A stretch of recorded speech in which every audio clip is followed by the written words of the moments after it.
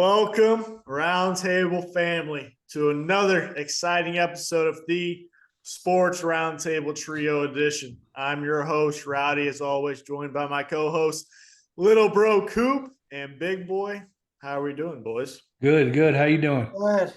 Doing good, man. It's going to be a packed episode. We're starting it off right with the bang right now. We got our RoundTable Chat of the Week joining us right now. We're going to let him in, changing up the order this week.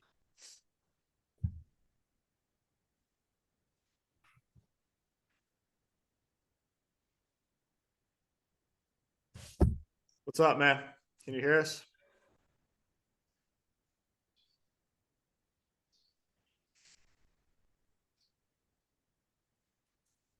What's going on? How you doing, man? Doing well. Thanks for having me. Yeah, thanks for coming on. Well, Absolutely. joining us now for this week's Roundtable Chat is none other than current University of Oklahoma starting catcher Easton Carmichael. I played with his brother back in the JUCO days, old Braden Carmichael. Got the connection over now with Easton joining us. He was Big 12 freshman team last year, first team. He's off to a hot start. Sophomore campaign, hitting 364. How are we doing, man? Doing well. I'm excited. Thank you guys for having me. Yes, sir, man. Out there in the Las Vegas already. Oh yeah, we got here this morning. It was an early morning. I was debating not even going to bed last night. I woke up around like 4 o'clock this morning, and we left the field like 6 a.m. and yeah, we've been going since early morning. So once we I was got about to say that's a nice dorm room. That's what I was thinking. I was like, man, that looks like a sweet dorm room. No, they put us up in a nice hotel. We're at a JW Marriott here on TPC golf course. So it's sweet. It's a nice little deal we got going out here. Awesome, man. Well, we'll get kind of going right off the bat for everyone kind of watching. Just kind of share a little bit about your journey in baseball, for obviously kind of going through the high school ranks and then now to your second year over at OU. Yeah, I mean, I played high school at Prosper High School, and just north of Dallas. If anybody knows where Frisco's at, it's just north of Frisco. I played there. Played summer ball with Doing Dodgers, and from there, it was about my sophomore year. I get an opportunity to commit to the University of Oklahoma, and it's kind of where I've wanted to go. And so when it came along, I was like, yeah, that's we're gonna lock that down. And so that's what happened, and committed about the first weekend into my sophomore year of high school, and from there, the rest of the history. Go on, have a solid high school season and our high school career, and get to OU. And luckily enough, I got to play a year with my brother, which was sweet. I wouldn't have traded that for anything. And yeah, had a good, solid freshman year, and now we're starting sophomore season, and it's been going well. Yeah, man, that's cool. What aspects of your game do you feel like you've improved on the most since you started playing college ball? I'd say mostly mentally. Obviously the different level of grind and toll it takes on your body from high school. I mean, high school, you're playing 2 times a week. I mean, you're playing on, at least my season, we were only playing Tuesday nights and Friday nights. Well, all that extra time in between, you could rest, you could recover and be ready to go by your next game. Well, now, I mean, you're playing 1 midweek, maybe 2 at times, and then you're playing 3 on the weekend of Friday, Saturday, Sunday, or Thursday, Friday, Saturday. And so the turnaround time is a lot quicker. And so it's how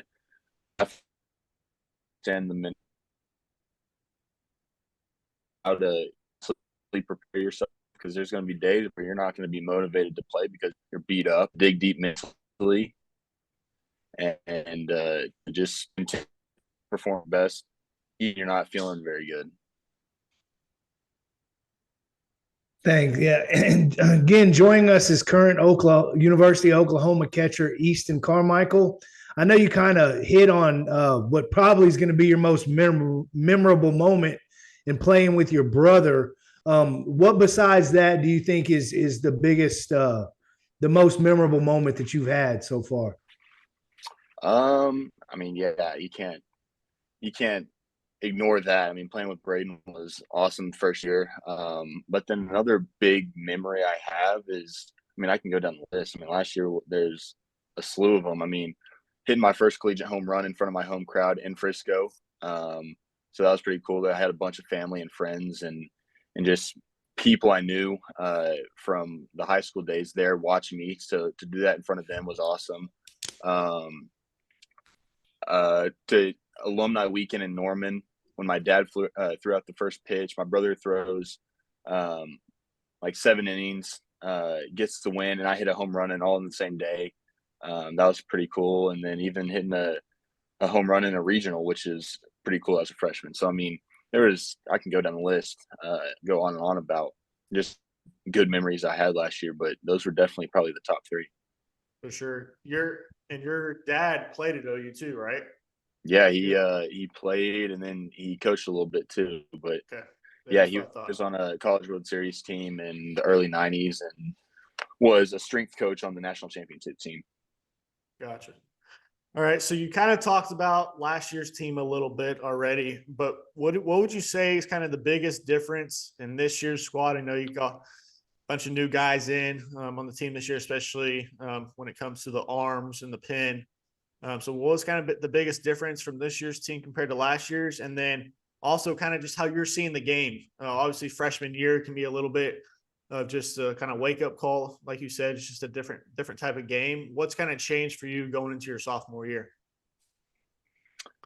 So firstly, with the team and the differences, I mean, I think physicality is a lot different. I mean, we got bigger guys, stronger guys, faster guys. I mean, you can go on the offensive side. I mean, you can go Snyder, Frederick. I mean, you got a bunch of guys who are just a lot bigger than what we had physically last year. So there's definitely a presence that those guys bring offensively to the field and to the lineup. And then depth wise on the mound, I think we're a lot deeper with guys that are a lot just better. I mean, I think the guys that we have this year were way deeper with higher end arms and higher end stuff. I think what we've seen, especially through this first 7 games, I think it is 7 or 8 games that we've played, is guys also have a lot like tougher of a mindset and a stronger mentality of I'm gonna come right at you and you're not gonna do anything about it. And so, I mean, that mentality mixed with power arms that we have that's a big difference in what we had last year. And then on the second part of just like my mindset in second year of college baseball, it's mentality. I think I go into this with knowing that I had a good freshman year, but that year's over with. It's in the past. You start the year with new stats. Everything's clean slate.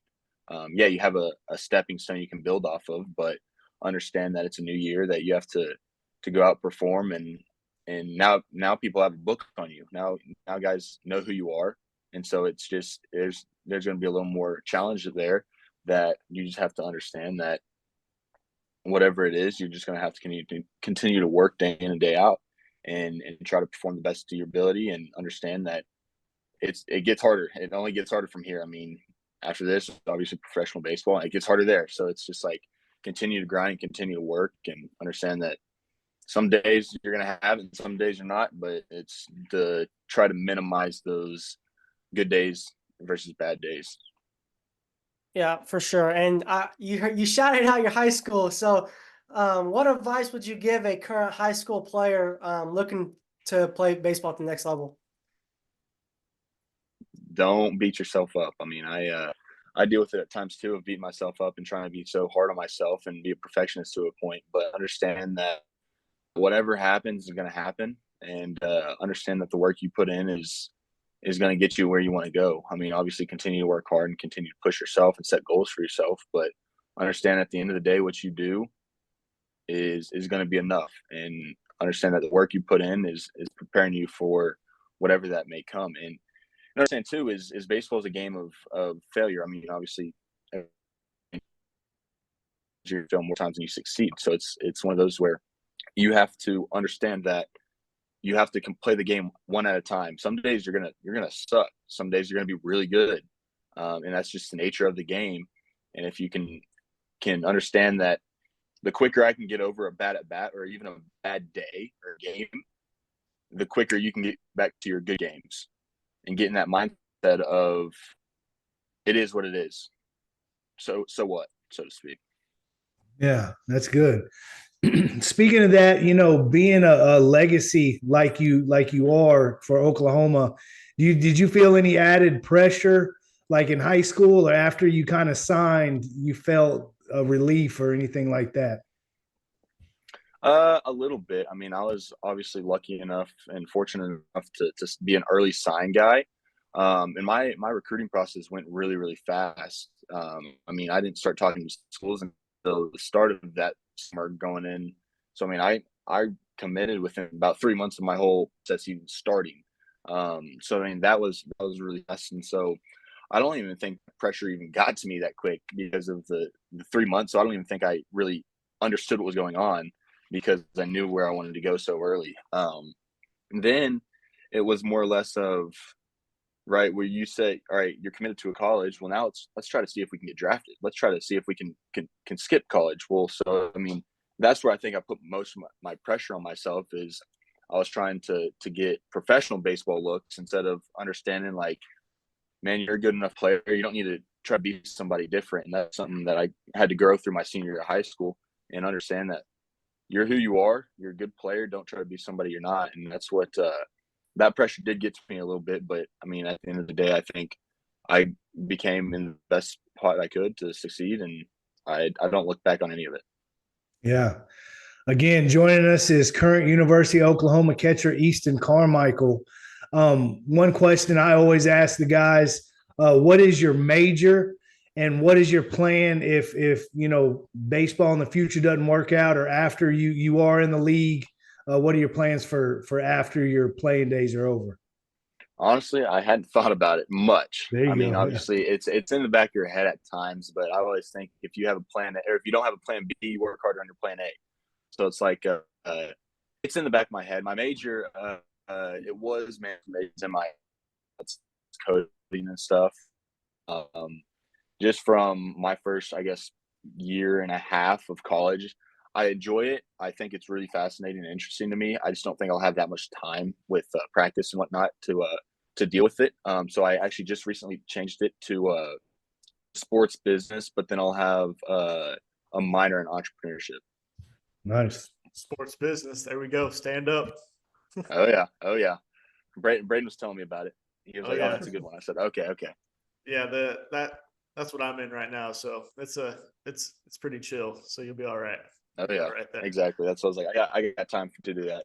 Exactly. And Yep. luckily enough, I did some college classes in high school. So actually, right now I'm on pace to graduate next spring. So a year from now, which is kind of crazy. So I'm like, all right, that's my draft year.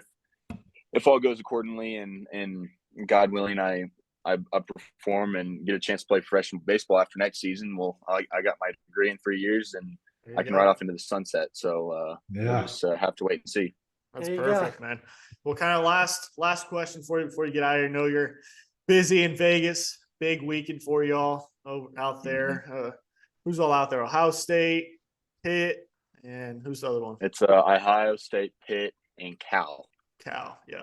Mm-hmm. So that'll be a good one for y'all out there. We're kind of looking back. You kind of talked about the team this year already. What would you say your kind of goals are for yourself this season after such a successful year last year, and then obviously the team goals? Yeah, I mean, obviously team goals. We're winning the national title. I mean, that's anything short of that is a failure. I mean, everybody wants to win a national title, but that's what we preach here. I mean, we're not just going to get to Omaha. We're winning a national title, and that's our goal as a team. Obviously, yeah, you want to win 40 games. You want to host a regional. You want to do some of these benchmark things.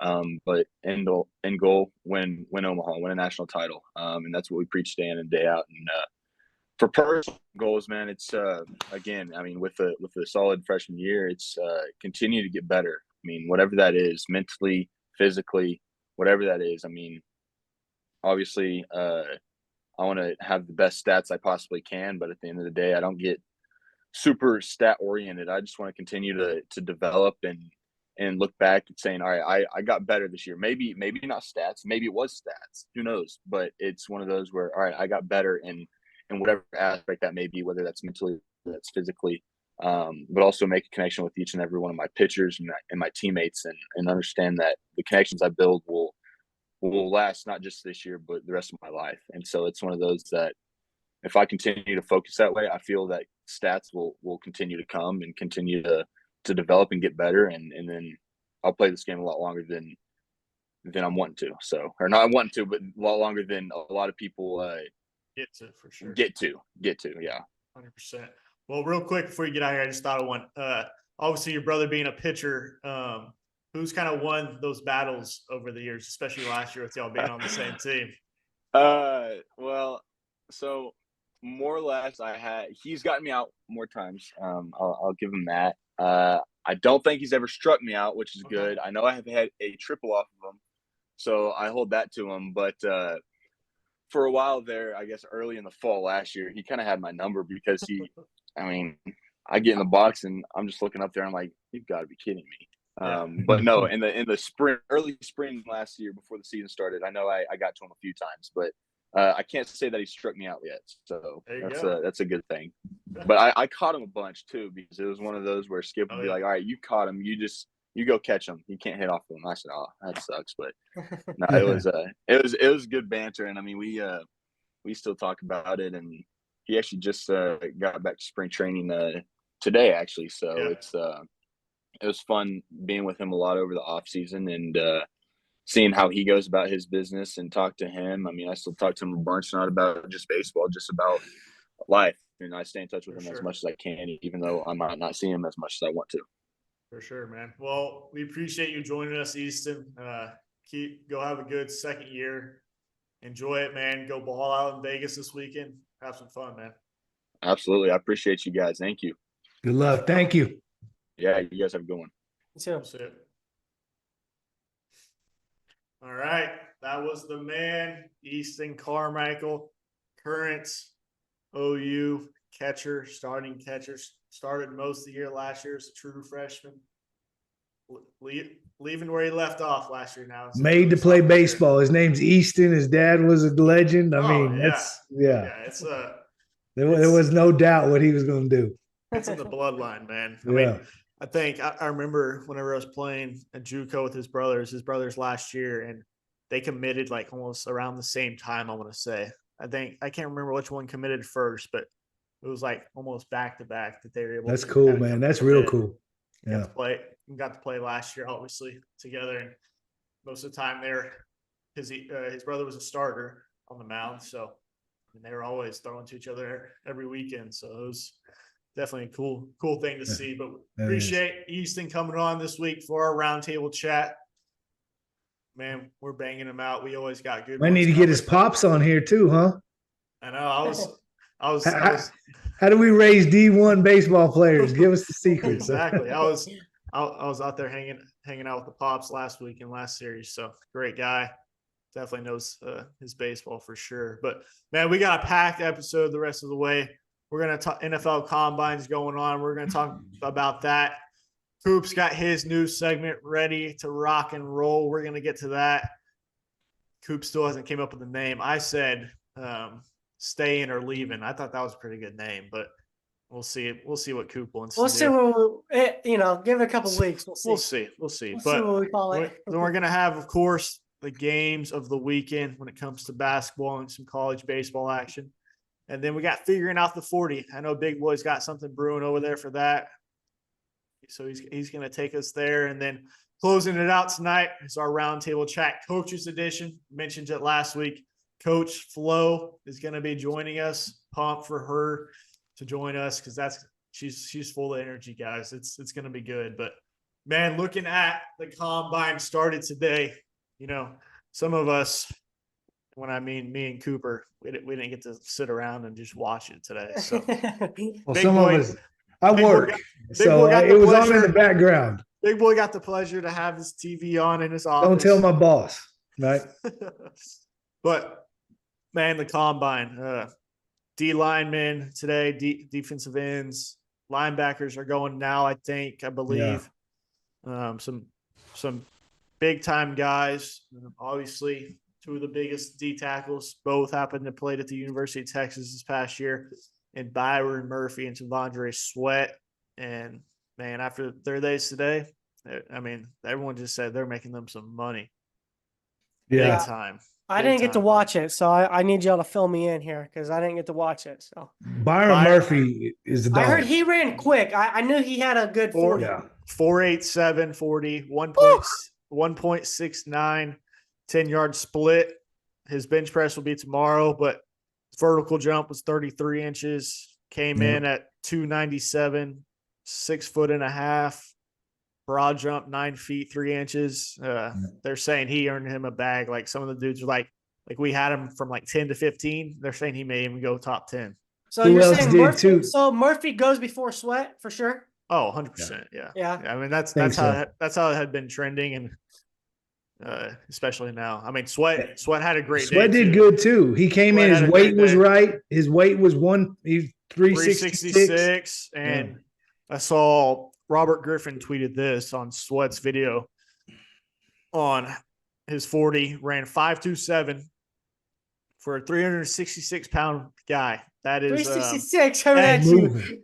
and He's it was moving, man. it looked fluid, man. Like It did. He was looked moving. comfortable running. And so Sweat's adjusted 40 time at his height and weight is like 180-pound DB running a 4.26. Really? Yeah. That's cool. Yeah. That's He looked like he was moving. And when they did, the agility drills, both of them looked real good. Like Sweat looked, he looked good. He wasn't stumbling on himself like some guys do, when you're trying to move too fast. Big boys. I mean, I think he locked himself in the first round. There should be no reason he was going to get out of the first round anyways, but especially now, especially if he can go throw up some bench press numbers tomorrow and whatnot, as long as he's not a freaking just dumbass in the meetings, I don't see. No, and he's not. no I've heard his interviews. He's good. Yeah. And the defensive tackle from Florida State, Braden Frisk, the white kid, bro, 4.78 40. Wow. Vert of 33.5 and a 9.9 broad jump. What? Do you know what he weighs? What's his weight? He's at right at 300. Yeah, he's shorter. He's shorter than Byron Murphy, but Okay. I think those will probably be the top. Top 3. Yeah, more than likely. That's what it's looking like. Well, actually, I'm lying. He's 6'4", 292. So he's Okay. a tall boy. Yeah. Man, imagine if Byron was like 6'3". No. I mean, now like in the NFL, it don't matter because like It's all good. He's a D he's already tackle. getting top 15. But like the biggest thing of him coming out of high school is like everyone who covered Dallas sports like knew this dude was a dog at DeSoto. Like, and just so many like he was a 3-star. So many colleges just overlooked him because he was only 6 foot tall. And man, that dude can play. The kid from Florida State looks like such an athlete, man. Like he was a running back in high school, probably, or something. I mean, he's it was good. And the defensive ends ran today. Chop Robinson from Penn State, he made him some money. He looked real good. He ran a 4.48 at 254 pounds. I saw Jalen Ford is not running the 40-yard dash tonight. Standing off to the side in his hoodie, whatever that means. Because I know he had kind of towards the end of the season, or like after the season, it came out that he had a surgery. What did he have surgery on? It was something in his leg part, maybe like hernia or something. Cleaned up something. I don't know. Yeah, so I mean that may not be why he's not running. Dallas Turner ran a 4.47. Damn. That dude's top 10. And Ford, he wasn't going to blow you out with his numbers. I mean, like just if he was able to go put up a decent 40 time, he maybe could have slid in that third round. He'll probably run in round 4 in the pro day. You know, sure. Oh yeah, 100%. Yeah. Murphy and those dudes won't. There's no need for them to run unless Sweat thinks he can beat 5.27 or whatever. I was hoping he would get at 5 something like 5 point. Yeah. But he was moving, dude. Yeah. He was moving. When he took off, I was like, oh yeah. But Dallas Turner, the linebacker, obviously we know, guy who hurt Quinn Ewers 2 years ago. 6'2", 251 pounds, 4.47 40-yard dash, 40-inch vertical, and an 83-inch wingspan. Bro, these guys Right. are freaks, bro. Like, It it's is. crazy to think about that level that, like, you're that big and you can move that fast. Like, that's terrifying. You know, I want to ridiculous. tell you something. Let me see if I still got it pulled up. I don't have. But Brian Roberson, when he was at UT, when he went to the combine, he broke records. Like it was crazy the numbers he put up. Yeah. And I looked, and he wasn't on like the top. Like they have the top like 10 or 20. Yeah. Every single person besides one, like in the 40, it was from like 2015 and up. Like nobody was in the record, but there was one guy that was. And it's just like every year it's just a new athlete is born that's going to crush everything, you know? It's like a new thing each combine that someone beats something, you know? There's always something that blows out of the water. I don't know if that Iowa DB is running or not. I don't think he is. The white dude. Because I remember Will Compton said something like about it, you know, I mean that dude can fly.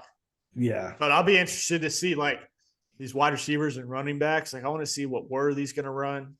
Like those are the dudes. Like they're fast, but like how fast? How fast are you? Like, I want to see Worthy. Like but then there's also like in pads fast, and then there's just like skill, speed fast, you know. But this is just showing if you're athletic or not. Yeah, I'm curious to see like what those guys get with like just without anything on, like you're running 40 yards, you know. I think Worthy's gonna blow it out. I hope AD runs more like a 4.5, a low 4.5, maybe. Yeah, like 4.51, maybe in the 4.4s. You think Worthy breaks, let's say 4.32? I don't know, man. If he can run in the 4.3s, that's good. I mean, that's fast. So yeah, I still think he gets 4.4, low 4.4s. I don't know what I think he'll be in the 4.3s. I do. I think so too. Yeah. He's fast, man. He's one of them track. He's quick. I mean, he weighs 165 pounds. See, I don't know. See, Ford, I guarantee is just nursing the injury because he did broad jump. He did 10 feet 1 inch. Yeah. Yeah, and maybe he just doesn't want to do it, because maybe he thinks it might hurt him, not help him. Oh, and a lot of these other linebackers are running in the 4.5s right now. So that's crazy. Probably smart. That's ridiculous. Yeah, that's insane. 4.5, so a linebacker is crazy. Did you see Sark was on All Facts No Breaks podcast earlier? No, what'd he say? I don't know who that is with. Oh, it's with Keyshawn Johnson. Yeah. He answered questions about why he chose to stay at Texas over replacing Nick Saban at Bama. Said, I want to build my own legacy. Said he's a city guy.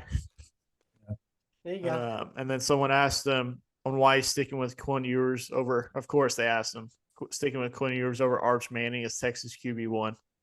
This will be best for both of their futures. Interesting. Yeah. Third year starter, man. Come on. Yep. Well, that was kind of a little combine talk, a little combine action. What do you got cooking over there? Is it me? Am I doing it? We're gonna go ahead and go over to you for your new segment. It's gonna be coming to you every week, hopefully, till we get closer to the season. Kind of tell everyone kind of what it is. Yeah, so I got, I've been doing, I actually have a bunch of teams, but I'm going to go probably 2 a week. I'm going to go just receivers and running backs because, just the 2 good skill positions on offense. I'm going to go who free agents, who's staying and all of that, okay? And then some explanations. So the first one I got is the Colts. The first one I did was the Colts. I don't know why I picked the Colts. I did the Colts. So I got top wide receivers on a contract: Josh Downs, Alec Pierce, Ashton Doolin, and DJ Montgomery. They have a big free agent. The big free agent is Michael Pittman Jr. as a free free agent, and Isaiah McKenzie. Keeping Pittman should be the priority for sure. They should go franchise tag for the number one receiver. A lot As of a those, minimum. yeah, I I mean, mean- a lot of those wide receivers this year going to be probably looking at the free agency tag or the franchise tag too. Especially the number one receivers like Pittman. Pittman, you gotta keep him. So if Indy ponies up some cash and pays Pittman, I think they'll be good to grow with Anthony Richardson, and yeah. So that's what I have for them. And then running backs for the Colts, I got Jonathan Taylor is still there, and Evan Hall. The big one that they're losing is Zach Moss. Zach Moss is a free agent this year. He played a big role for the Colts. Yeah, He did. so Zach Moss is the big one for I mean, for obviously, free agent there. obviously Jonathan Taylor's the man there, but it's really just if he can stay healthy, man. I mean, Zach Moss, whenever Jonathan Taylor was hurt or suspended to start the year, I mean, he balled, man. He got a lot of wins for the Colts, especially whenever they're going through the quarterback struggles at the start of the season. Yeah, and they're paying him a lot too. They got 10.8 million cap figure in 2024. So we'll see what they do there. Jonathan Taylor, when he's healthy, though, Oh, he's good, man. Yeah, he's very. He's good. one of the best backs if he's healthy for sure. Mhm. But yeah. That's All right. I got that for the Colts. And then I got, let's see. I got the next one I did is the Jaguars. I don't know why I did the Jags, but I did the Jags wide receivers. Oh, you're doing Sticking out. AFC, yeah. You're doing. Singing AFC South, Yeah, man. yeah, Yeah. sticking AFC. I got Christian Kirk. Okay, these wide receivers under contract. Christian Kirk, Zay Jones, Parker Washington, Isaiah Cooks. Here's a big free agent. Calvin Ridley is the big free agent. It's a tricky one. They owe Atlanta a 2024 third round pick Yep. from Trade. Ridley. So it's kind of tricky. Yeah, I think I saw it like if they re-sign him, it turns into like a second round pick or something like that. Yeah. And they have, I think, until like March 13th or something. Yeah. So they have to do that quick. So he's a workhorse. So I think they should try to keep him there. He had a good year, especially at the end of the year. The end of the season, he started doing really well. I think he's definitely worth a second round draft pick, I think. And he needs for somebody to help Trevor, man, because he's a good quarterback. I think he can do good in this league, and he needs.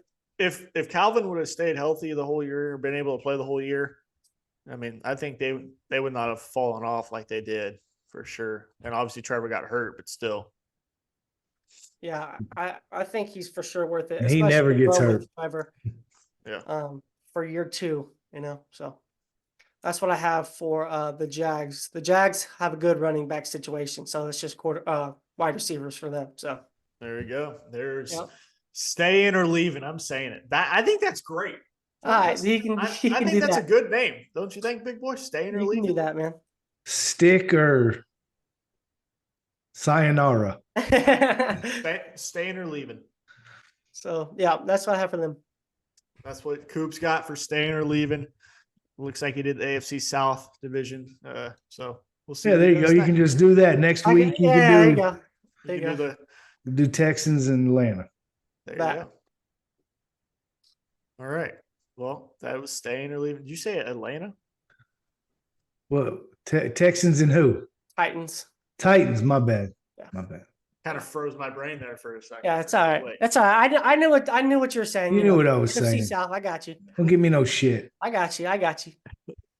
Well, real quick, another little thing we talked about that came out today in the sports world. Me and Big Boy are kind of talking about before we started is Caitlin Clark, obviously the phenom in women's college basketball over at Iowa. Stud, probably which just announced today going to the WNBA draft for this coming next year. Obviously, when she gets in there, probably going to be one of the top players already, especially one of the top shooters, no doubt. everyone's saying they want her and Sabrina to do like a little all-star break 2v2 versus Steph and Dame with those two best shooters. I have a question about that real quick. What? She has another year left, right? After this, if she wanted to. So this is her 4th year, saying that she has a COVID year. So here's my thought process. I know that NIL money is good right now. Would it be crazy if she stays another year? No, to me, I can't believe she's going. How much do you think? I told your brother this. How much do you think the highest paid WNBA contract is? I don't know. How much a year do you think? Just take a guess. Do you know this answer? Or yes, I know it. Okay. I was like, a year? Yeah. Not for just a straight up, you play for, the Spark, and this is how much you make. I say max $5 million a year. $242,000. Holy cow. Max is $240K? The highest paid girl in the WNBA makes $242,000 a year per contract. Why is she going? That's what I said. That's what I told you, bro. Now that's not endorsements. So listen, we talked about it. We talked about it last week with NIL. Football is, I feel like, it's the only sport where NIL is just different, right? Football, besides Reese, besides the gymnast at LSU, there's outliers out there that I think she's making more than $240 a year. Oh, 100% she is. In endorsements, though, I don't think she's endorsement from Iowa.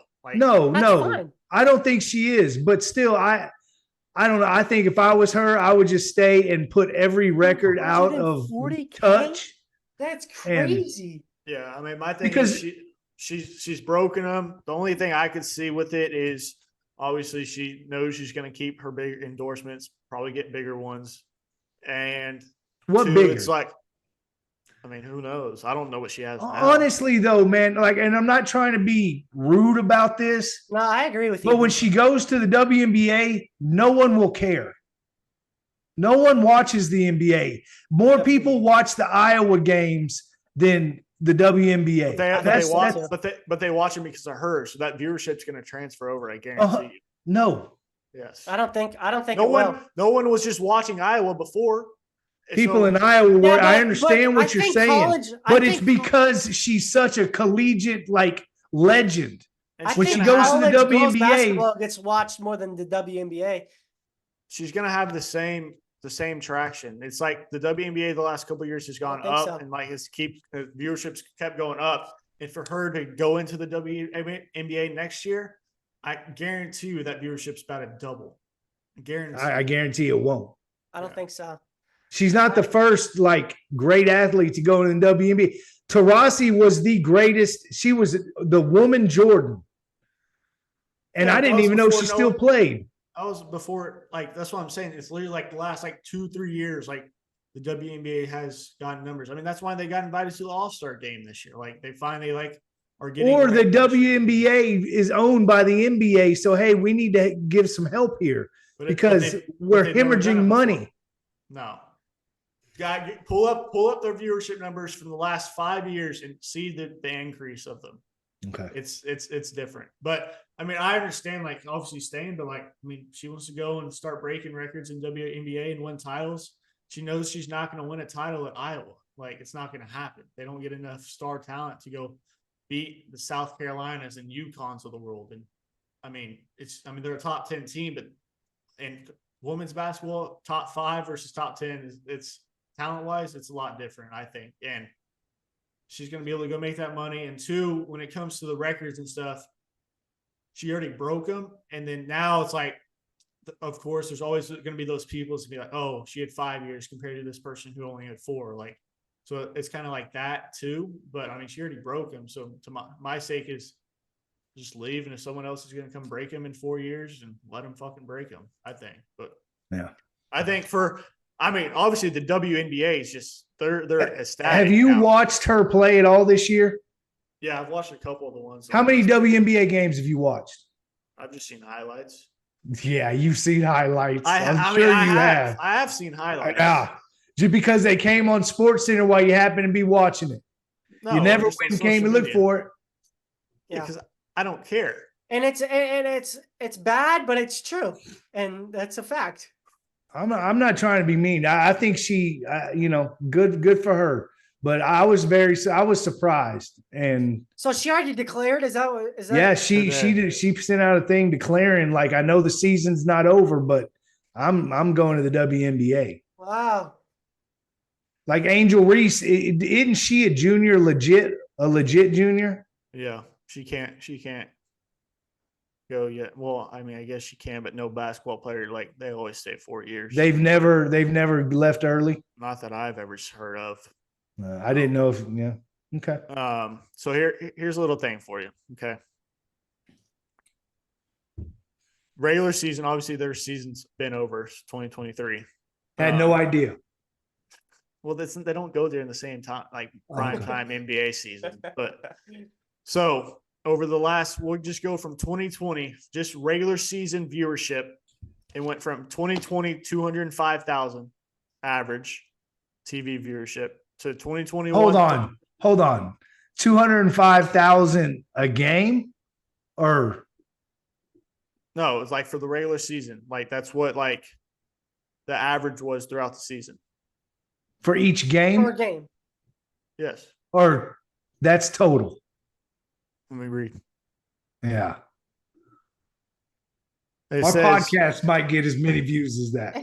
It says the regular season games were watched by an average of 505,000 viewers across ESPN networks and CBS. That was this past year. So that's total. 505. But last year was 379, and the year before that was 306. That's what I'm saying. Right. Like, So- it almost increased by double this year. Next year, I'm telling you, it's going to increase by double again. Like, yes, it's not a shit ton, but my point was is how much it's increased over in short. You know how many people watched the women's Final Four last year when they were in it? It was record numbers. I mean, I'm sure their playoffs. Like, you put Caitlin Clark in the playoffs next year against Sabrina. I mean, that's record numbers too. Next year, I think. But Well, holler at me when you're watching it, and so I'll know to turn it on, because I doubt you'll know even when the season starts. But I get it. Yeah. I'm not trying to be disrespectful. I'm really not. I'm just saying you're the about truth. to get canceled. This guy says he No, doesn't want- it's not about being canceled. It's the truth, though. More people will know her at Iowa than they will when she goes and becomes a San Antonio whatever. or Yeah, I was whoever about to she say, you goes can't to. even name a team, could you? No idea. I know the LA Sparks. Las Vegas Aces. There you go. Phoenix Mercury. Yeah. I know some of the teams. Well, talking about teams, looking over at our games of the weekend before we get to big boys figuring out the 40 here. Games of the weekend outside of Texas. We'll let Big Boy talk about that. We got some big college basketball, right? March Madness almost here. 3 more regular season games for most teams, and then obviously the tournaments. It's heating up, man. Teams are starting to upset each other. We got number 7 Kansas coming off a loss. Probably you could argue without their you could probably say second best player versus number 15 Baylor. Big matchup on Saturday in Waco, especially for the Big 12 seeding wise for the tournament. If Kansas was to lose, they would drop a couple seeds when it comes to those rankings. Obviously, without one of their top dudes, offense is different without him. Coop, what do you think on that game? Like I said, Baylor took Houston to overtime at home. I like Baylor at home. Baylor scoring a lot of points per game, 81.6, I think, and Kansas is at 76.6. They're both shooting around 50%. They have pretty similar numbers. So, with that being said, I think you should go with the home team here. And like you said, Kansas just comes off of a BYU loss. Yeah, I'm going to go with the home team, Baylor, Waco, Baylor Bears. Yeah, I get that. Them coming off of that loss to BYU might wake them up, though. And I kind of True. hope Baylor does win. So when Texas goes in there, they might be a little overconfident, but I'm going to take the Bears too. I think so, man. I think Kansas is going to struggle these next couple of games to try and figure out their dude may be out the rest of the year. They're saying they still don't really know, so that's really massive on them.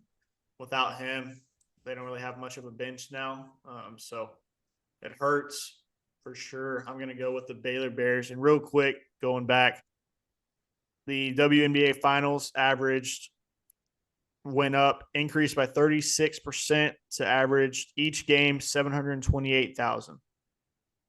League's most watched final in 20 years.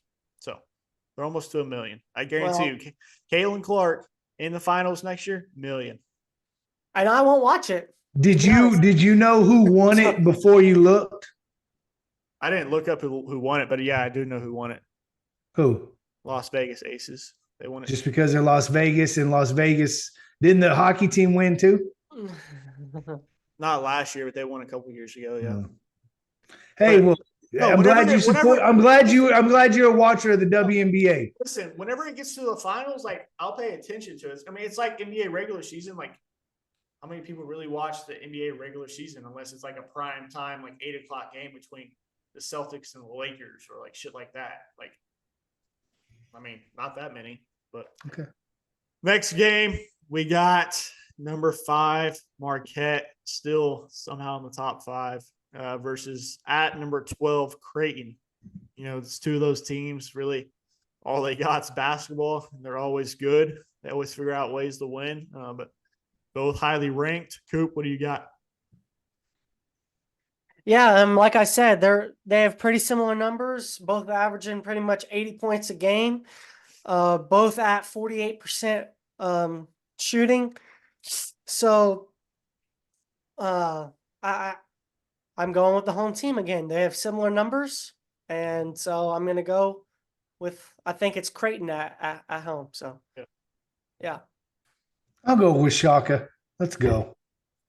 Let's go, Shaka. And I'm going to go again. Yeah. Does he have the hair right now or no? Well, he's bald headed again. Okay, probably.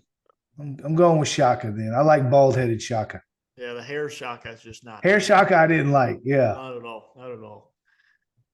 I think I'm gonna go Marquette too, man. I think tournament season's here. They're ready to go. They're primed up. But those are the two of the biggest games. Bama, Tennessee is another big one, but Tennessee should roll that. Looking over to the college baseball landscape, obviously, we just kind of mentioned OU. Obviously, with Easton on, they're out in Vegas. Man, that'd be sick to play out. That's a big tournament. Yeah, that's some big school. And they're because they're playing at there's a minor league team out there for the A's, I think, in Vegas that they're playing at. I mean, I was talking to some of them, the hotel they're staying in. God, so nice. Is that where the A's are going to play until they get the stadium built, or what? I don't know if I don't think they're gonna be in Vegas yet. I think they're staying around in California before. I really don't know what they're gonna do. I mean, they got one more year at the stadium they're at. I know that. Oh, they do? I thought they were done last year. No, they got one more, because I saw they were talking about like how ticket prices are gonna be like $5 just so people can go.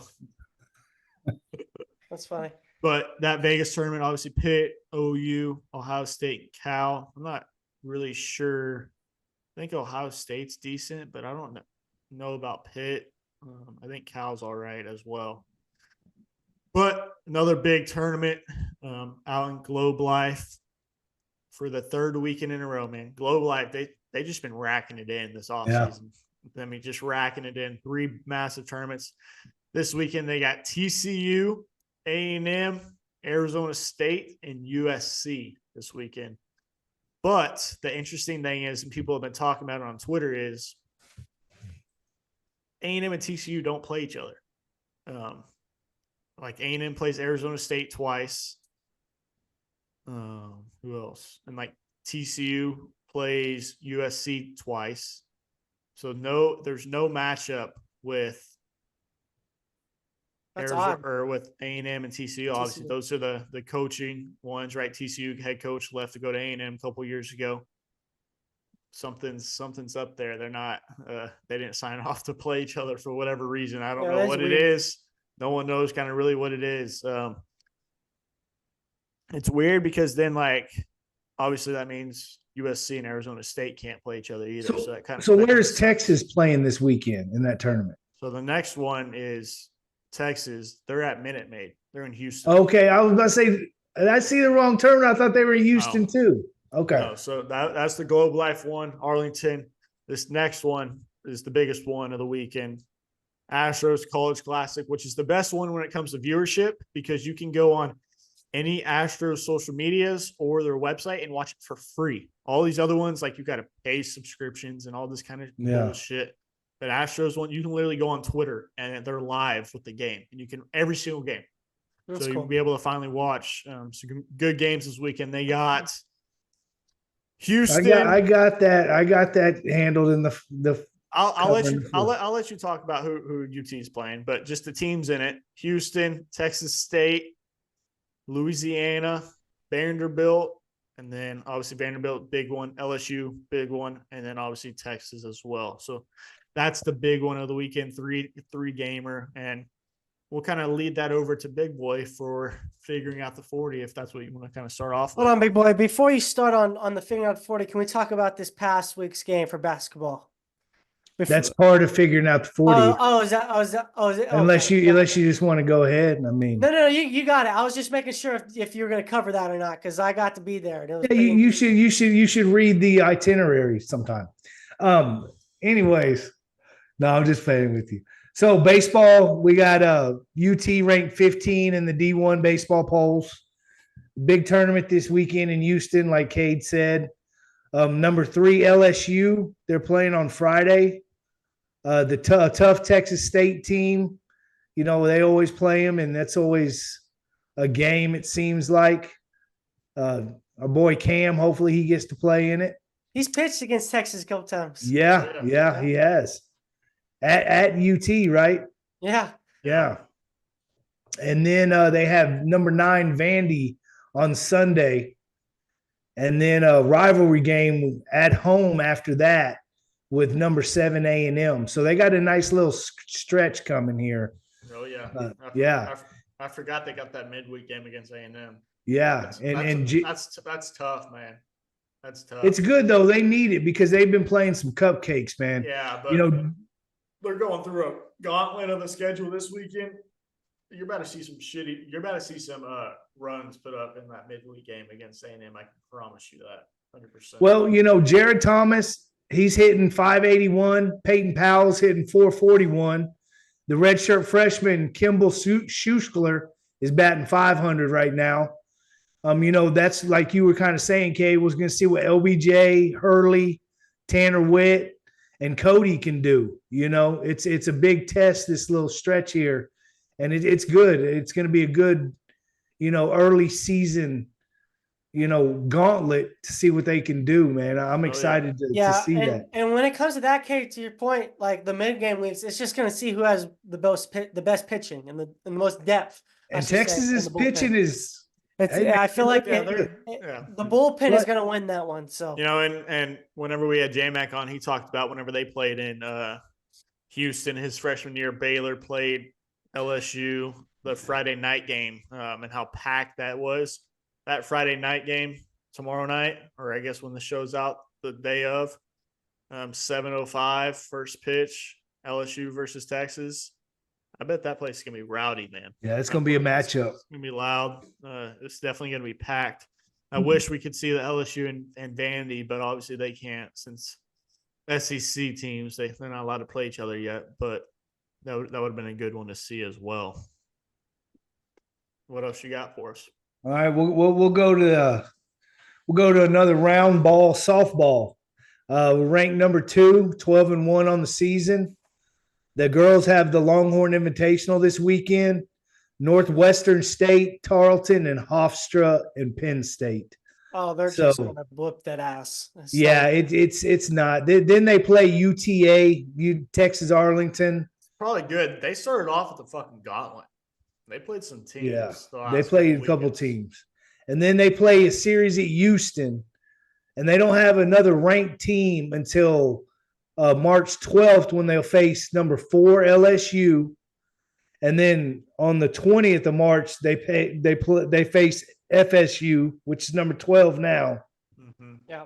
And then the Big 12 really gets going. They'll have a series at Oklahoma State and a series at OU, or it's the OU series is at home. So Yeah, it's at Austin this year. yeah, so March, the end of March and April is when they're really gonna see what they're made out of, I think. Yeah. That's probably good. They get to see him because obviously I guarantee you they're just kind of drained the last couple of weekends traveling around playing these dogs of teams. Now they're at home next few games, so that's good for them. Yeah. And they're playing that series with Oklahoma State is at Oklahoma State. So yeah, that'll be a gauntlet. Oklahoma that'll State's be good. always pretty good in softball. All right, let's get to the game that you want to get to. And if I can get through it first, and then you can kind of give your 2 cents I got you. Go ahead. on how you were rooting for the Yeah, Texas Tech Red Raiders up yeah, there. right. Yeah, right. It was a great W in Lubbock. Dessou had 21. Max Abrams had 18. My boy Weaver had 15. And Shedrick had 10. And Brock threw in 9. So 4 guys in double figures. And, Weaver, I love him, man, but he's 6 for 30 from 3-point land.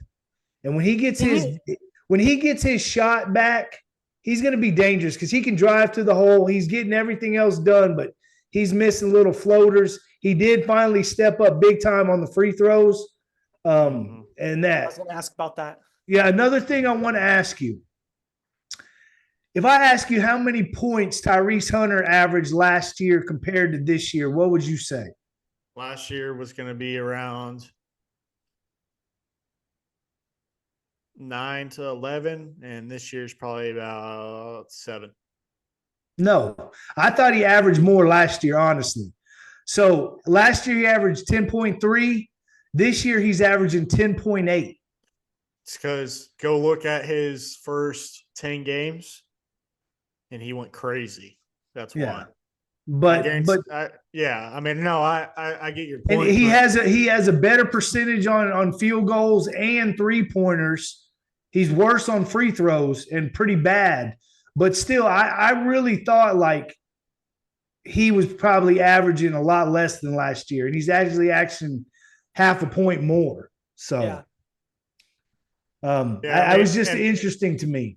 Yeah, well, and then in college basketball too, it's like you would think those, like you said, you thought he would average more last year, but like they really just don't. I mean, like Dessou last year averaged, I think I want to say like 9 or so, and He's averaging 16 this I was year. going to say this year's 16, which that's, I mean, probably one of the top ones. Yeah. Which is obviously good for him when it comes to that. But so they got next they got Oklahoma State on Saturday, and then at Baylor on Monday, and then the Big 12 tourney starts and then they got Oklahoma, but then the Big 12 tournament starts on 3/12, and so unless they shit the bed the last 3 games, they're definitely in it, and they can win increase their stock if they win at home. But that Texas Tech game, I was proud of them. massive. They came out and from the buzzer, they were not going to let Texas Tech get any momentum, and that crowd was hyped. I mean, it looked awesome. Like if they would have let them creep back in it, it could have been like the greatest comeback ever, because that they were waiting for things to happen, and they just didn't let it happen. Yeah. I got the opportunity to go. I was not expecting to go. There was people waiting outside the stadium since the past Friday. So like a couple of days of camping out. And I was like one of the last people in, and that atmosphere, I've never seen an arena like that ever. And so what Texas did, and they came in and they did their stuff that they needed to do and not let the outside affect that. shows a lot about that team, which I was surprised at. I really was. And then we got to talk about the Brock play. We got to talk about the Brock The Cunningham. free safety. Put him Brock at free Cunningham. safety, Coach Sark. Put him at free Yeah. safety, man. Oh, at least special team, something. Nah, but when that happened and the crowd went absolutely crazy, and then they ejected him, right? And bro, there was stuff being thrown on the court. Y'all know everything, right? Until they got attacked, right? The crowd gets right, and so then that makes it even worse. It was so bad, and so can y'all tell me if y'all have ever seen this before? The head coach of the basketball team gets on the main mic and says, "Guys, if we get one more thing thrown on the court, we're gonna get attacked for everything we get thrown on the court." Mhm. How often do y'all see that? If it would have happened one more time, the head coach would have been ejected. Yeah. Because if you Wow. receive, That's what Yeah, they I were didn't know saying that. on TV. Yeah. if you receive like 3, I can't remember what kind of tech they called it, but if you receive 3 of those in a game, the head coach is ejected. Yeah, and I'm surprised I don't get more for football games with all the tortillas, because that's technically not allowed either. So Yeah. There's an old clip, and I'm old, so you can go watch it on YouTube. But Sam Weiss, when he was the coach at Cincinnati, Cincinnati was throwing stuff. The fans were, and he got on the mic and said, "Hey, we don't do that. We have class. We're not from Cleveland," because they were playing the Browns. It was the funniest thing that's ever. funny. Yeah, but no, you that's very, very rare. I think that literally might be the second time I've seen it, and that the other one was Weiss when he did it, and it was hilarious. But Yeah, it was crazy, guys. It was for UT to keep their composure after that, and because like you said, big boy, like if the momentum flips just a little bit, I mean it's a completely different game, and that crowd's getting into it. There was a point when Texas was up, I think 15, and they came down and hit a 3 to make it to 12, I think it was. UT went down and didn't score, and they came down quick, and a kid shot a 3. If he would have hit that 3, that place would have literally, the roof would have blown off, and it would have been scary. Like, I was like, Brock, man, you better not have done some stupid shit to get them going, but yeah. So it worked out. It worked out. It was good. It was a good win. Good last win in Lubbock for, maybe ever, so yeah. It was. I was real proud of them to go up there and just the whole time. Their defense and their rebounding, man. I mean, it was legit. Yep. You got anything, Rowdy? No, I think you kind of nailed it all. Obviously, the women's basketball team. Well, that's what I was about to say for the boys basketball. Oh no. Yeah. So the girls, they lost to OU, last week, and so OU's the Big 12 champion. The girls still have BYU, and then they'll start the Big 12 tournament next Thursday. They need to go win that so they can be a top 4 seed. Yeah, I want to share some stats with you here about Madison Booker. Excuse me. So she has 475 points this year. She's averaging 16.4 a game. So she's a freshman, so she's on pace to have over 2,000 points for her career, because playoffs count. So she'll probably hit 600 this year. Hold on. The UT leader of points is Annette Smith with 2,523 points for her career. And Carissa Davis averaged 19.9 a game. And those are the UT leaders. So in 4 years, do you think she could break that record? But the kicker is Rory's going to be back for one of them years, probably. I mean, she's coming back for at least one of them. I think it's only going to help her. Yeah. I think because now she's special. You saw yesterday, like it got to the point where she was having in the fourth. Well, I don't know if you watched, but in the fourth, like she was the one who was having to put up all the shots pretty much. And like people were just in her face and she was still just draining them. I mean, her her mid shot right around the free throw line, her jumper, man, like they can be in front of her like this, and she just nothing but net. I mean, it's impressive, and she can dribble too. Like she was bringing it up like damn point guard, dribbling in between her legs. She went behind her back one time. I was like, damn, like Yeah. no, She's legit. She's gonna be there for all 4 years, and she'll get drafted for sure. And I mean, she's a next year with those two. That's pretty dirty, man. That's what's amazing too with Caitlin. Like what our best player ever did, she had 1,000 more points, you know? Yeah. That's in crazy. the same amount of time. Like That's wild. yeah. Well, real quick, is that all that you got for the figuring out the 40? That's all for right. Yeah, man. Sport. Yeah. That was good. Good job, Love big it. boy. Good job. Thanks, man. That was Appreciate good figuring out the 40, man. That was good. Well, real quick before our roundtable chat coach joins us here next couple of minutes, wanted to talk about, we talked about it a little bit last week, was when it first came out, how they were talking about 14-team playoff. I don't know if y'all saw any of what came out today.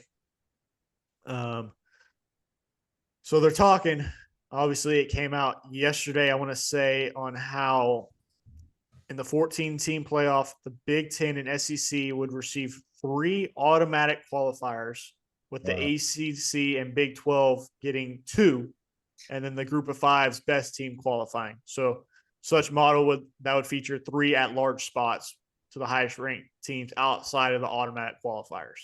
So no matter what your ranking is, top 3 SEC, top 3 Big Ten are in, no matter what. Right. So then everyone's talking about yesterday, like, what does that do to the regular season? Like, you don't got to win. Yeah. And so it came out today, this afternoon, that the champion of the SEC and the Big Ten would hold exclusive rights on they would have 2 first round buys. So they would have 2 buys in a row. So I don't like that. Yeah, I don't like that either. I think it should just be, look, man, the thing is the SEC and the Big Ten, we know they're the big dogs, right? And they're going to want to have these guarantees. But, I mean, at the end of the day, it usually works out like that, right? If you had the top 14 teams. Like most of the time, there's 3 SEC and at least 2, usually 3, you know. Yeah, so Big Ten. So I don't. The top 2 seeds were to have buys into the second round, but that automatically it's SEC or a Big Ten team. Like, no matter what they're saying, like, it would not be like the Big 12 or the ACC, like, could not have the chance to obtain one of those buys. I don't like that. So, like, what if Florida State is number 1 in the country? Yeah. They don't get a bye? Nope. Yeah, I don't like that. I don't agree with that. That's dumb. Yeah. And so wait, this is for the 14 like, one? 14, yeah. Okay. That would So be in 20, we're going on to 12, right? This next year? The 14 would be in 20. Okay, so let's see how this 12 one is. Like we said, okay, the top 4 get a bye, and everyone else, you know, but the numbers work out that way. You get 1 bye. That's the best one, bro. Like, yeah, I know the SEC and Big Ten are trying to turn it into just a 2-power conference thing, which some people like it, some don't. I think like it's going to end up being that. It's going to end up being. I'm fine with that if they can add some of the other teams into it, but until those teams aren't in those conferences, it needs to stay at 12 because, I mean, you can't just go and automatically give. They get 3, and other ones get 2. Like, that's dumb. Yeah, I don't like the guaranteed of like that's the only people that can get buys. I don't agree with that. Like, again, what if Florida State had a great run, or Clemson, or, you know, North Carolina, something like that's not cool. Miami. Yeah, I don't. But it's going to end up being the North versus the South. That's what we're going to end up getting to. It's going to be the North versus the South. The Big 10 is the North. The SEC is the South. And that's the only 2 that matter. Yeah. And they're going to make their own damn league. And it just seems like it's going that way, man.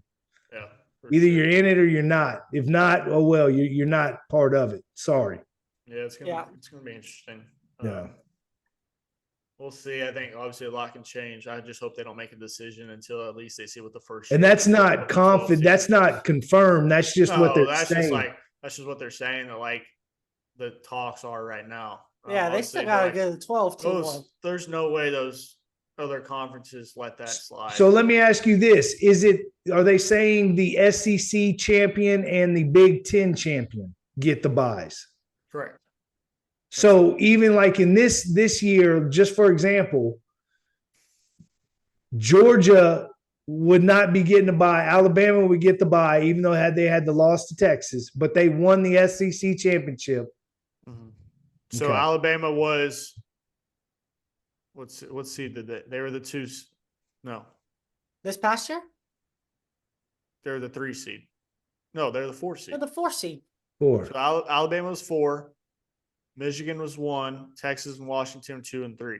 Yeah. So no matter- Washington would have got screwed. Nothing. Screwed. they would not have got the first round bye. Bama would have got. That's it instead of them. ridiculous. Yes. Well, yeah, Bama or Texas, if you count Texas, yeah, in the SEC. but Washington going to the Big Big Ten? Ten. So in next year they would have been, but But still, Yeah. Same thing with Texas. Texas would have been too. But yeah, that's weird. it's- I don't know. I don't like the guaranteed, like you said. That's Yeah, I odd. don't like automatic qualifiers. That's weird. I don't like it. no. I mean, I think automatically you should qualify if you win the conference, but I don't think that necessarily should guarantee you a bye. Which, and that's like how it is this year. Like if you win your conference, like you're a bye. You get the bye. No, I mean, No, there's not. Alabama. There's a Oh. power 5, so there's only 4 buys. Oh no, you're talking about next year. You're talking about okay. I see what you're Yeah. saying. No, there's not. Who's the power? But there's 5? not a power 5. There's not a power Pac-12. 5 Oh yeah, conferences because what's it anymore. called? Well, yeah, That's true. what There's I'm just saying. a power 4 Yeah, conference. it is power 4 now, I guess. Yeah. Yeah, Yeah. that's weird. I get that. I agree with that, but I don't think you should get 2. No, I think if they're going to go to 14, just do it without the automatic qualifiers. Screw that. But I mean, 12's enough, bro. I think. Well, we Yeah, haven't seen 14 it. kind of throws some stuff in there. Yeah, like- I mean, Yeah, you can't we'll have to do see. 13. It's got to stay. And then think about if you are the number 1 team and you have to wait, 3 weeks to play or however long, it might be a month because maybe you get are they going to do a week before the playoffs actually start, Yeah. So you'd be off of damn near a month. Yeah. Yeah. We'll see. It'd be something. It's definitely something interesting to follow. Of course, it's gonna talks are gonna keep coming up over this summer, I'm sure. And like you said, hopefully, there's no way they can decide on anything before they see what the 12 Yeah. team looks like. But joining us here in the next couple seconds is gonna be our roundtable chat, Coach's Edition, Coach Flo. For sure. All right, joining us now is current head coach at Seminole State Junior College up in Oklahoma, and also the head coach of the women's professional softball team here in Oklahoma, the Oklahoma City Spark. Coach Flo, how are we doing? I'm doing great, doing good. Can't complain. There we go. Awesome. Got the famous picture, from the summer. I literally on. saw that picture and I was dying laughing. There we go. Well, we'll kind of get started off. We all got a little bit of questions for you in regards to obviously Seminole State, and then of course Spark. I've been hyping you up all week. I'm not gonna lie to the guys. I've been saying, hey, she's ball of energy. Like she's gonna bring it. Like it's on. So Man. It's I- 9 I o'clock might at not- night though. So I better not blow it tonight, I guess. no worries. Well, kind of just getting it off.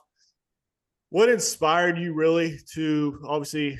I know you played softball at OU, college ranks, big time softball, but kind of what inspired you to become a softball coach, and what kind of went into you becoming the first head coach of the Oklahoma City Spark while also still being the head coach at Seminole State? Yeah, I grew up in a coaching family and my dad coached. He's coached for 40 years. And so kind of always being at the ballpark with him, I kind of knew it was always what I wanted to do. And then getting to OU, I remember my freshman year, my coach was like, do you want to coach? I'm like, Yeah, I think I do. So she just always was kind of pushing me towards that direction, and I feel like it was just a good path for me. And my first year, I started at the D1 level in New York, and I knew I loved it right away. I feel like it was my thing. It just, I don't know, it felt easy for me. It's always kind of felt like what I was supposed to do. I mean, I would love to be a lawyer or something like that. But it's just always felt right. It's felt natural. I've always felt comfortable in my own skin, and it's just kind of the path that I feel like I was put on. So, by the way, I just got a puppy, so if you guys hear barking, literally- he's literally chewing on my sandal right now. But so it's been a great run for me. I've been at it now for 12 years. And I met Tina, I think it was 3 years ago at the World Series. OU was playing, and I randomly met her, and we hit it off. I thought she was great, and we became good friends pretty quickly. And she lives right down the block from me, so we built a friendship. Before she had even ever thought about the Oklahoma City Spark, before anything had happened. And she called me up one day out of the blue and was like, "I just bought a pro team." I'm like, "What in the world are you thinking, lady?" But she's like, "I would love for you to be my coach." And at the time, I just had too many moving pieces. I had my hand in a Seminole State. I had my hand in some real estate that I was doing and enjoying. And so I told her, I'm like, "Hey, look, I'm not interested. Thank you, but no thank you." And she's like, "Well, will you help me find a coach?" I'm like, "Yeah, sure, absolutely." So fast forward a couple months, I was laying down one day, or it was like late. It was like 9, and she texted me. She's like, "Hey, I really need a coach." And I would text her back. I was like, "I'm here. I'm ready." I don't know. It was kind of a whim decision. I was like, "Why not? I think this would be an incredible experience." So she's like, "Let's meet up the next day." And here's where she got me. She took me to my favorite restaurant. She got me my favorite dessert. She worked me over Yeah. smooth.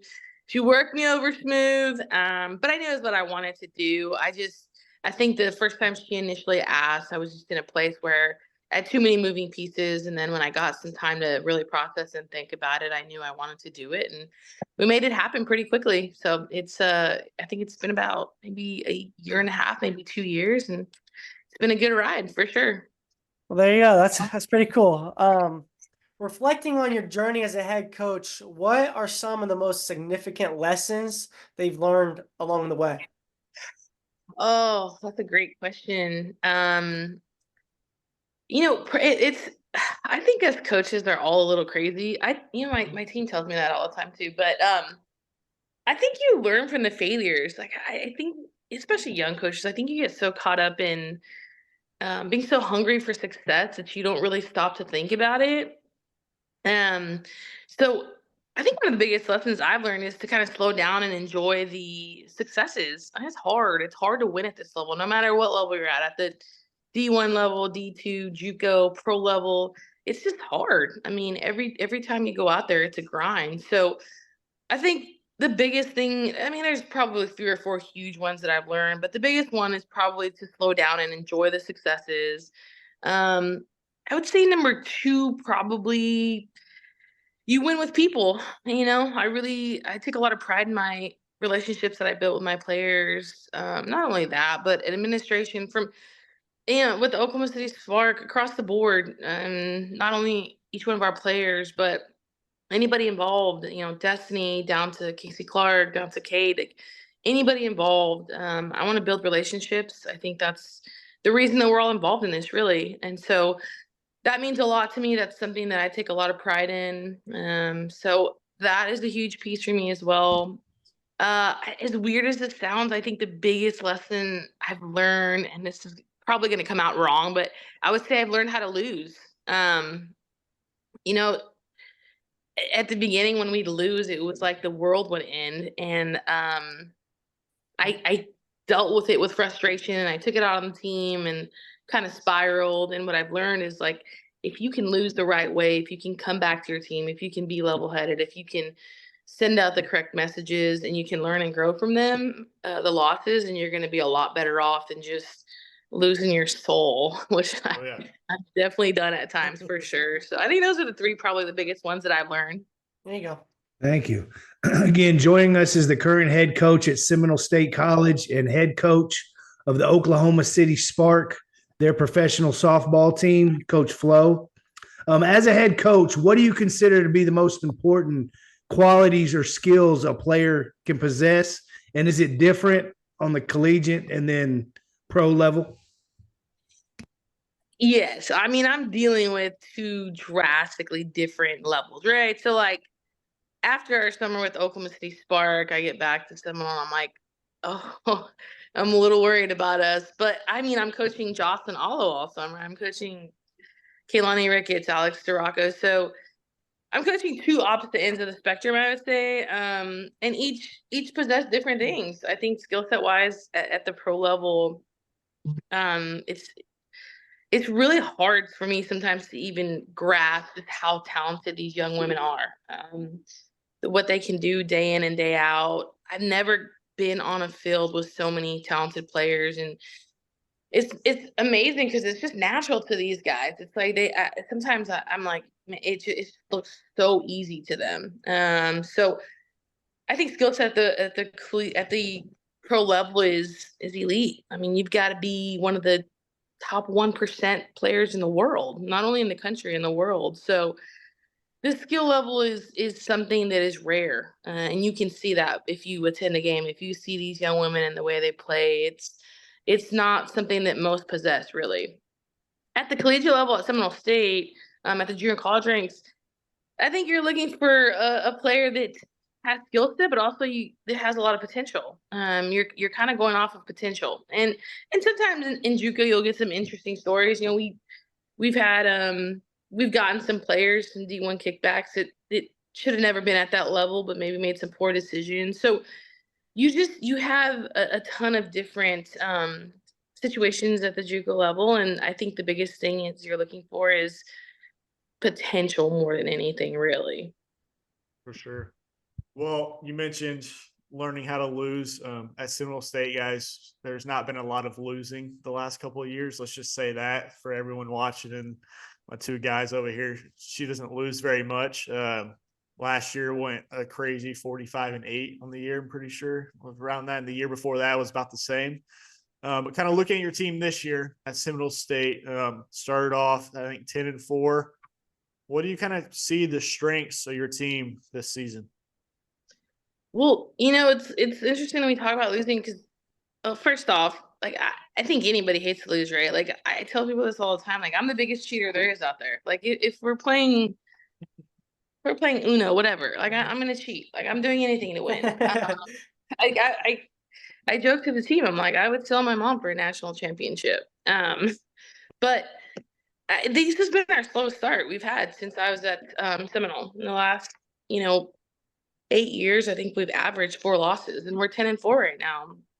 So it happens. I mean, sometimes you start slow, sometimes you start hot. I think for us, it's been a slow start, but I feel like as a leader, if I were to kind of lose my mind a little bit over a 10-4 start, I feel like that would be just not a good way to lead. So I think the biggest thing for us is trying to find consistency and trying to figure out an identity. And your college is crazy because your roster is flipping over every year. I mean, you're bringing in 10 to 12 kids. So I think we've hit a little bit of a speed bump early on, but I think we'll figure it out. We've made some really good adjustments, and this has been my most challenging year as a head coach, I think, in general.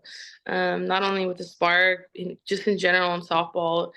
This team has challenged me in a lot of ways, and I think it's good. I think they've made me a better coach, which is weird because, again, it's probably our slowest start, but it's been really, really good for me, and it's challenged me in a lot of ways that I haven't faced yet so far. I think even with the Spark, Kate, what do we start off like? Maybe 6-0, 8-0, something like that. So we got off to such a hot start, and so this is kind of the first time I've experienced that somewhat slow start, and so it's like I said, it's been a really, really good challenge for me. Yeah. And you kind of touched on it a little bit with your experience of coaching at the JUCO level, but you've played at OU. Well, have you ever thought about going and coaching at that level, or where's your mind at with that? Oh, absolutely not. No, I like my life. I like my sanity. I don't. No, I enjoy having balance. Like, credit to all my friends that do it. Props to Coach Gatto. But I would never want that lifestyle, and I really don't plan to ever leave Seminole State. The only reason I would leave is probably for other passions that I have. But it's just such a good job where you can balance, you can have a little bit of a life. So the D1 level does not entice me whatsoever. But I think also the one thing that entices me is, I think as a coach, you want to challenge yourself sometimes. And not saying that the JUCO level doesn't challenge me. We're very challenged every year. But I think the pro thing really kind of satisfies that hunger.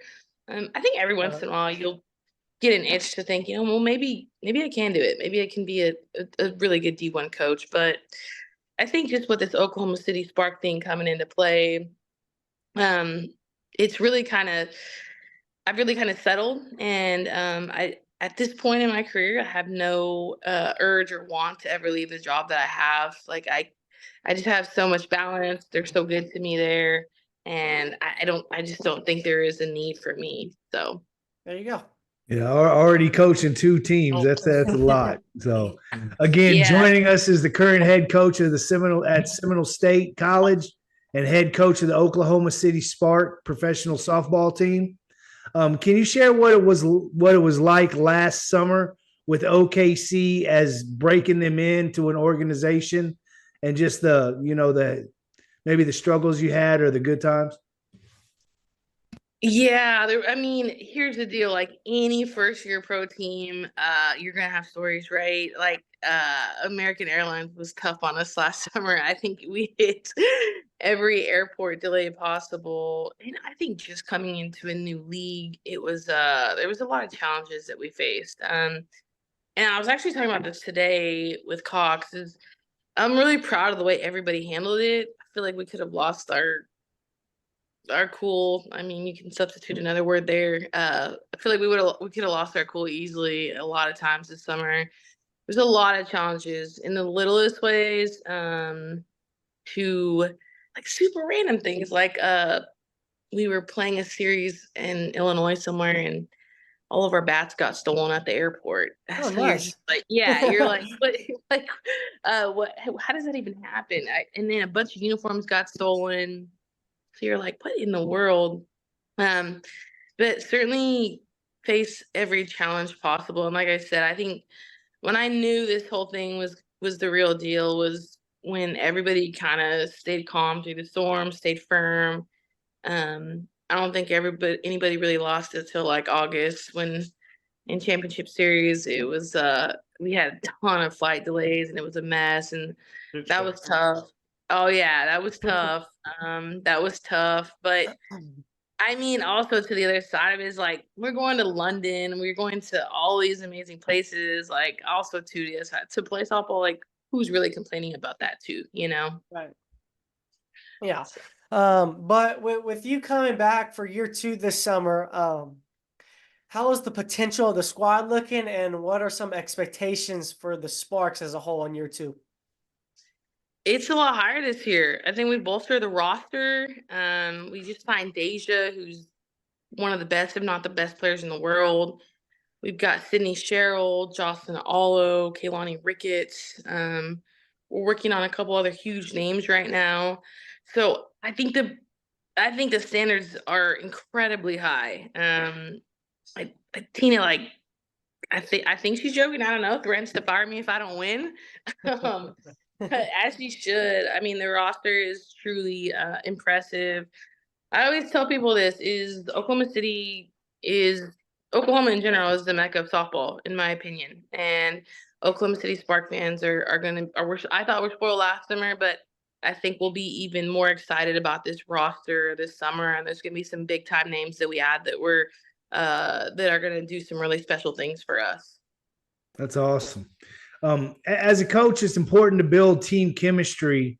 What approach or strategies do you have to build that throughout the season? And how much does it differ between, I know we keep going back to this, JUCO level, girls that are just coming out of high school and professional athletes? Yeah, I mean, I love talking about the JUCO rank because I didn't play at JUCO. Obviously, I was really fortunate to play at OU.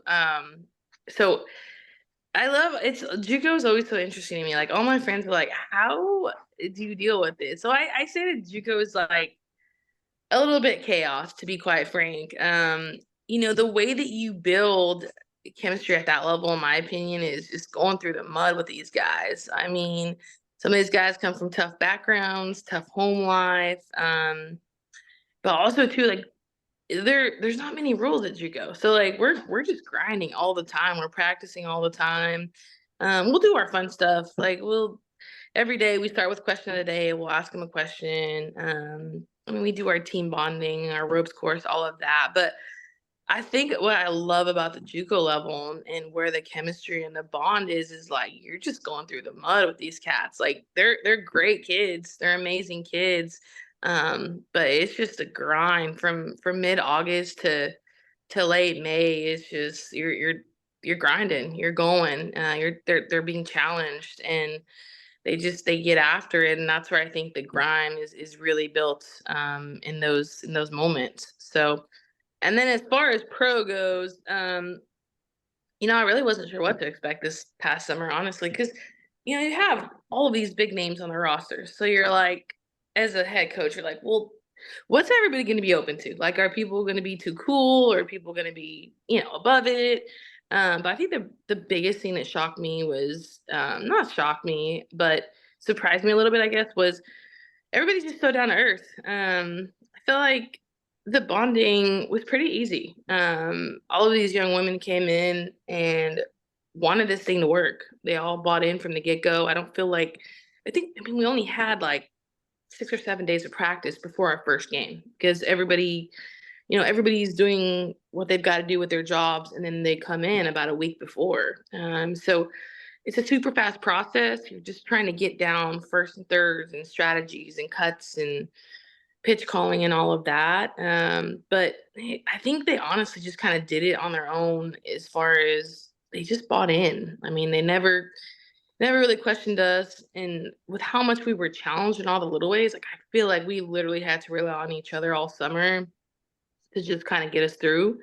So each level was a little bit different, but at the end of the day, you're just dealing with great humans who love the game and are going to buy in. And I think that it just kind of flows, For sure. JUCO bandit, baby. JUCO bandit. Are you a JUCO bandit? I can't remember. Yeah. Oh yeah. Where'd you go? Grayson. Oh, you're a rich JUCO bandit. You're not no JUCO. I went to Ranger back in the whoa. day, so. Oh, the rich JUCO bandit right there. They No. weren't eating sack lunches between games. No. Bullshit. I'll call bull right now. They were having McAllister's Deli delivered to them. Now we've had McAllister's for dinner, not in between games, but we've had it for dinner before. Wow, these kids wouldn't even know how to act if I let them go on McAllister's Deli. We've also had. Yeah, there's no way. That's not the question, man. Pampered. Wow, that's good to know. Oh, he's soft. He's soft. He's soft. If All right. he is That's soft. good to know. That's He's good soft. to know. He's not a real JUCO bandit. That boy is soft. Oh, man, that's funny. Well, kind of the final question we got for you is obviously women's and professional sports as a whole definitely on the rise, especially in the WNBA ranks and soccer, and obviously now softball is trying to take that extra realm of things. What are your kind of thoughts on like the professional of like the women's softball world? And do you think it's something that you can see really starting to get bigger and bigger and finally like take that leap to where it's like one of these well-known leagues? Yeah, I mean, that's the hope, right? I mean, that's why we're all doing this. The hope is to get it to where we can have a legit, strong, steady foundation league that is going to provide these women with the opportunities that they deserve, that they've earned. Right now, college softball is the landscape. It's the standard, and it's built our game up tremendously. But the thing that's tough for me to accept is these college softball stars deserve the opportunity to go on and make a career out of it. And so I think it's a really crucial time right now, a really important time in pro softball to try to figure this out. Obviously, and this is something that I really don't talk much on because this is way above my pay grade, but we left the WPF, and I know that Tina, our owner, is trying to take this thing in the right direction, and I trust in her, and I trust in her vision, and I know all of our players do. I think right now we're in an interesting spot where it's kind of the unknown, but I know that some of the balls that she has rolling, some of the things that she has going on behind closed doors, I really hope that we can put something together where these young women, like I said, get the opportunities, the financial pay that they deserve. I think we owe it to them, and I think this game is so popular now. Like during the College World Series, it's insane. During the NCAA softball tournament, it's all over ESPN, and you'll walk into a random restaurant or a random place, and it'll be on. And so the college softball has really elevated this thing, and I really hope that pro softball can figure out a way to do the same. Sure. I mean, College World Series is different. I mean, obviously OU. I mean, you've been there, done that. That's for sure. But we'll definitely see what can keep going. Obviously, Olympics coming in 2028, bringing back softball and baseball. So, I mean, it's the perfect time to get it going right now. So, Absolutely, I couldn't agree more. well, Coach, appreciate you coming on. Good luck the rest of the season at Seminole, and then flowing right over, no breaks. Going It's right close, man. It's right around the Two corner. championships. Two championships. Hey, listen, if we win 2 championships, like, and nobody's gonna see me in the fall, I will be in Europe. I will be in Barbados, Aruba. My phone will be off, so this will be the last time I chat with you guys. But yeah, no, it's coming up, so I'm excited about it. It'll be a good summer for sure. Gonna be great. And Awesome. also, we've been having our baseball players on the past couple months. In April, we're going over to the women's side of sports, whether it's softball or whatnot. So you're gonna have to send us some of these players our way to get them on. So For sure, absolutely, we'll get you hooked up with some good ones. all right, There you go. sounds Awesome. good, Coach. We appreciate you coming on. All right, thank y'all. Bye bye. Thanks, Thank you. Coach. Yeah. Good luck. Thank you. All right, that was the Coach Flo, Amber Flores. Go by Coach Flo. She's awesome, man. She'd be awesome to play for. Yep. Spark of energy. And I'm still rattled. That was a hateful comment. That we are not the Richard Well, it's Rich at true. Grayson Junior College. No, You've seen Oh. Ranger Junior College, buddy. no, listen. You've seen listen. Ranger The Junior softball, College. hold on, bro. The softball field was Yeah, the softball baseball got field, it. bro. We could barely get a backstop. We don't have okay, but lights. We don't have a locker room. The softball, we don't have the shit. softball is rich. We had softball is rich. we had a concrete cobblestone fucking lock or dorms where you're in with 3 guys in a little square. That's not rich. I promise you that. Now going over to like Blinn, that they're rich. They got the money. But whenever I was at Grayson, no. You seen Ranger? Oh, I've seen Ranger and Vernon. Yes, that's the poor of the poor. But it's what happens when you suck. It was and the don't win. projects. That's what we That's called it. That's what happens when Projects. that's what happens when you suck and don't win. But Wow. Yeah. All right. but Seminole State, We had a football they team at win. one point. Hey, Seminole State, they win, but it's also in Oklahoma. Oklahoma JUCOs are a little bit different than Texas JUCOs. We'll just say that they're not to the talent level that the Texas JUCOs are as a whole. But So did did Seminole State make it to the JUCO championship last year? I want to say yes. Playoffs?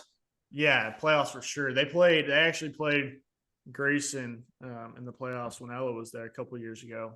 Nice. In the playoffs out in Arizona, I think. Yeah, they're always there. Like I said, like the last 3 years, like she's had under 10 losses. Wow. Yeah, That's great. It was great. So, but that, I mean, I don't got nothing else. That was pretty good. Y'all got anything else for this show? Oh, No? do you want to comment about Tuesdays now? Tuesday's Summer on league's the about Tuesday? edge. We're pausing it till the season. Taking a hiatus. Too busy. Too much other shit. Not gonna cap. He's got a full-time job coming up. You know, he's Full-time being a job big boy. and So that's why we need to listen, hit y'all subscribe. Welcome to the real subscribe world. button. Get us going. listen. Welcome to the real world. No, you got to understand. Little background. It's the real world, but I'm also still in 16 hours of classes, plus doing the real world. So Yeah. Working You know? 20 hours a week. Don't give me no, that. I got to put in 32 a week. Ooh. Yeah, Whoa. 32 plus 16. What's that math? 48. Ooh. 48 hours a week. I wish I Plus- worked 48 hours. Plus outside of school time. You know, grades come first, man. That's gotta good. be No, I want you to graduate. You need to graduate. Straight A student. Graduate May 11th. We can't wait. Coop's got about 6 more years, but Hopefully. Something like that. Follow the socials. 6 years and won't be a Like- doctor, you know? Something like that. Not a damn doctor. Maybe I don't even know. Me Animal neither, vet. man. He's gonna make it. He's gonna. Me We're neither. gonna get him through it. Coop's gonna work at the zoo with the monkeys. He's gonna feed the monkeys every day. No, man. Shit like that. I'm doing good, man. I'm doing good. Well, like, subscribe, follow the socials, and what else they got to do, big boy? Ring that bell. Ring that bell. We got some big guests joining us next week. Big player joining us. Another big coach back on the baseball side of things at the JUCO level in Texas. One of the top dogs in the nation. So it's going to be great. His dad's also a current D1 coach at a Power 5 level. So it's going to be great chatting with them. Hope you enjoyed the show. Tune in to next Friday's show for that and much more. Of course, we got Cooper's now favorite segment, leaving or staying. Right, Coop? Leaving or staying, I guess, man. All right. Till then, we'll see you. Have whatever sport you watch this weekend. Enjoy it. Go watch some basketball, baseball. Support some Watch- women's basketball.